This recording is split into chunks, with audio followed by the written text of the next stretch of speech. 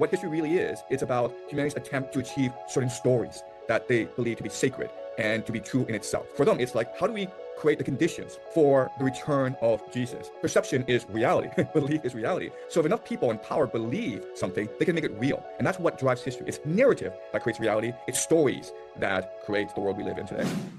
I've been working on a new theory recently, and I'll just present it to you. But I warn you that it is a very immature, undeveloped theory. But my theory is that history is sort of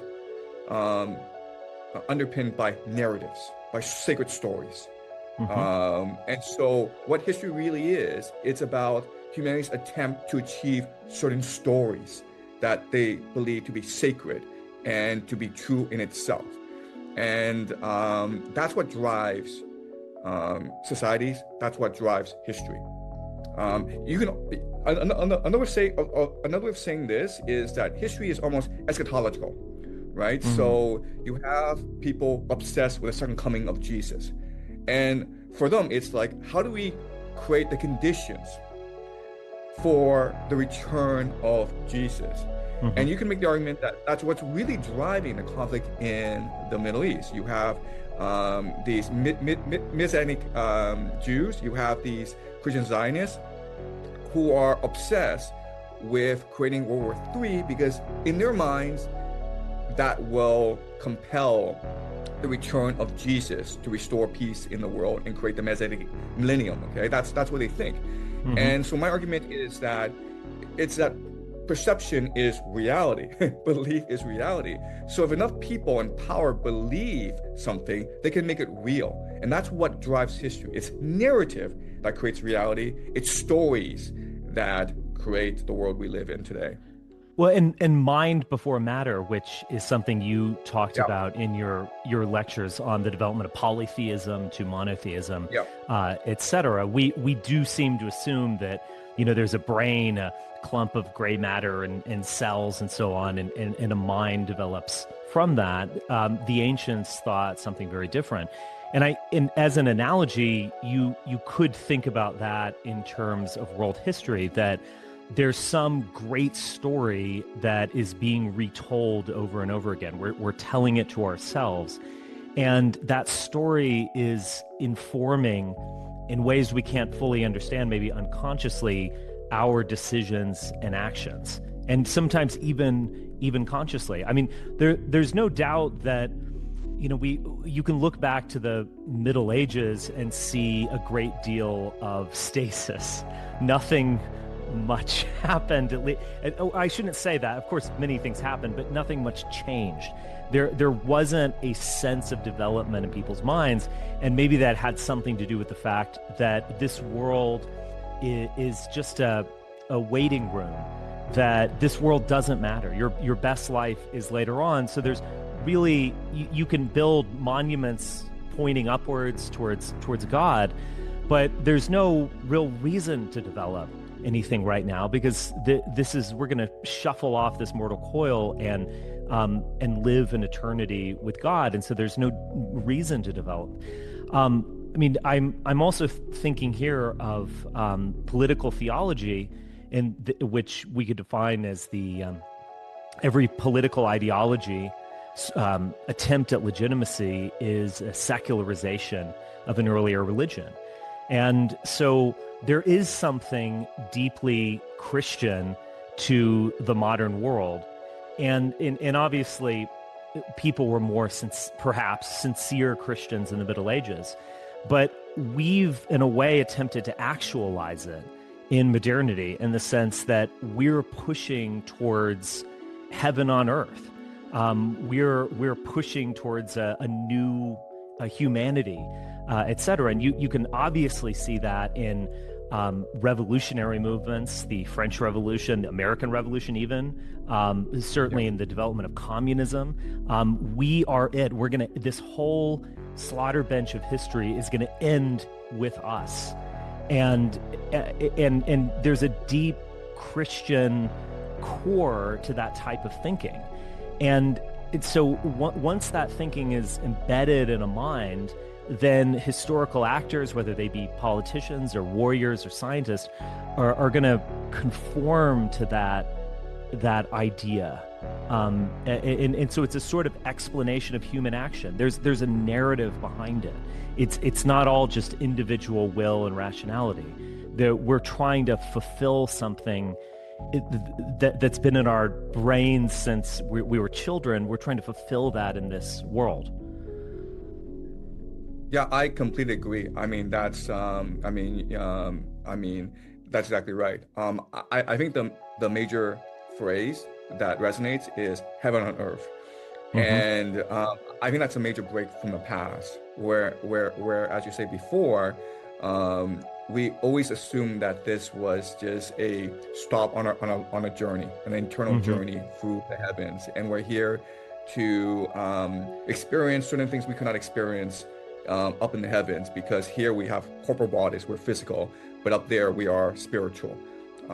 So this is a place. It's part of the journey, but it's not the end of the journey. And everything we do here is prepare ourselves for the journey up there, which is what really matters. Let's talk about the Middle East here, because it's not just a region of the world, and it's also not just a region of the world in which there are immense stores of petroleum. Those are obviously important things. But it's also the Holy Land. It's the story told in the Torah about a small people escaping persecution under Pharaoh and living in the wilderness, and then ultimately marching into Canaan, establishing a kingdom at some point, and going through all sorts of adventures and ups and downs along the way. So it has theological importance. I mean, even with someone, who's in the news now, Charlie Kirk, they would, say, what are your thoughts on Israel and so on. He's like, well, gosh, I feel like there's a lot of violence and ethnic cleansing, but just keep in mind, this is where Jesus walked on water and raised people from the dead and turned water into wine. It had this emotional contact with him. And thus, I don't think he could ever give it up. Because it's on that level of his being.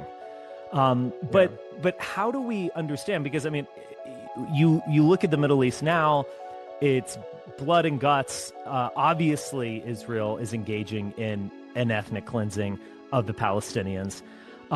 There are tons of machinations going on, and et cetera. It looks chaotic. But how do we understand it in terms of a story of from the Bible or a theology?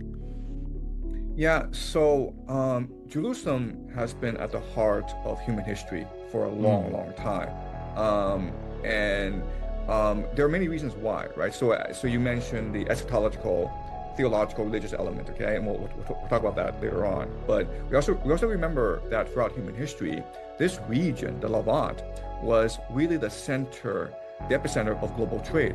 I mean, if you wanted to go from Egypt to Anatolia to Mesopotamia to Europe, you had to go through the Levant. So the Levant was always contested territory, and back in those days, whoever controlled the trade routes was the empire of that day, and that's why Israel has featured prominently throughout human history, and that's why if you are an Israelite, you really did believe that you were center of the world, because everyone was trying to grab your territory.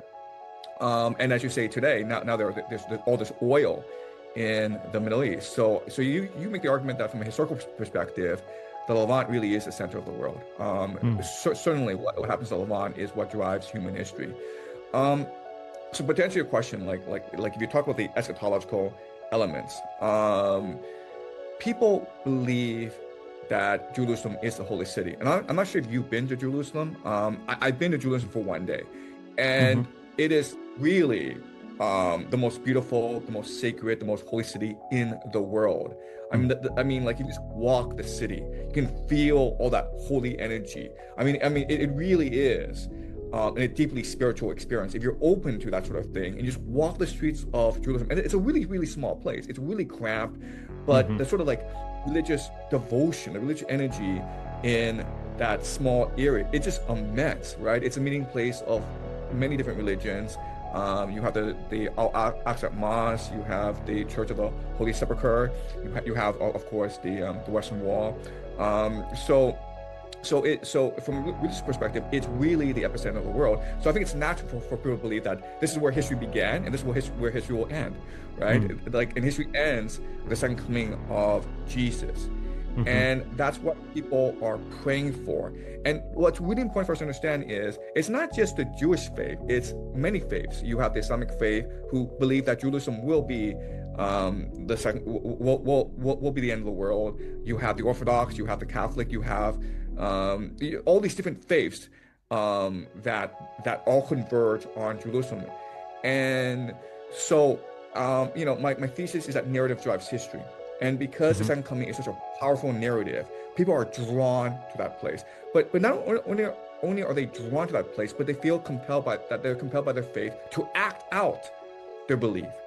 And that story is very, very compelling. Like a world war in which Israel stands up against the entire world, the war of Gog and Magog, Armageddon, and this will lead to the Messianic age with Jesus returns. I mean, if you just I'm not a religious person, but I did study literature, and I can tell you that just from a literary perspective, it's a beautiful, moving, compelling story that compels people into action. It's very inspiring, and it's really the most powerful story in the world. That, like, through our actions, for our sacrifice, we can achieve heaven on earth. We can achieve the Messianic age, and if you just act out the script, then everything will be fine. I mean, it really is the greatest drama. It really is the greatest movie, and you can be a participant in it. And so I think that's what's going on in the Middle East. And so, if this theory is correct, then we make certain predictions about what will happen in the Middle East. Well, first of all, what's happening in Gaza is certainly part of the eschatology. Right? Because what's happening in Gaza, it's really, driving the world against Israel. I mean, like if you just say normal human being and you see what Israel is doing in Gaza, you can't feel but be disgusted and contemptuous of what's happening. So that's number one. I think that what's happening in Gaza will, over the next few months, speed up. I know what's happening is terrible right now, but they can do so much worse. And they can outright seize the territory, for one thing. Yes. And that's what they're doing. And I think they cut off internet access, so the world does not really know what's going on there anymore. They launched a massive offensive in Gaza, and Netanyahu's come in and said that we need to be Sparta. We need to come together as a military society to achieve the prophecy. Okay, so I think what's happening in Gaza will just speed up over the next few months. Okay, that's number one. Number two is, and I think number two is what's going to shock the world is eventually they will destroy the Al-Aqsa Mosque, because that's part of their eschatology, and so I mean so. The thing about religion is astrology and numerology really matter. So they have the date, okay? They know exactly when they will do this. All the preparations are in place, but because I don't have access to their numerology, so it's it's part of the Kabbalah. They have this numerology, astrology. So they have these people who spent years figuring out the exact date to destroy the Al-Aqsa Mosque, because that is the most opportune, or the most heavenly, the most divine time. So they have that date. I don't know what it is. I'm sure that if you have some expertise in the Kabbalah, and you do some digging, you can figure out that date. But they have that date, and they will destroy that Al-Aqsa Mosque, and it'll come out of nowhere. It might just be a rocket come out of nowhere and blow that thing up. I don't know how they'll do it, but it's going to shock the world, and that's the intention, to shock the world. So I think that and I think it will happen really quickly, because they have the red heifer in place. So I'm not sure if you know much about. Yes, I do. Yes. Yeah. So they have the red heifer, right? And like they have, I think, a 1 or 2 year time frame in order to actually sacrifice the red heifer to consecrate the third temple. So it's going to happen within the next 2 years.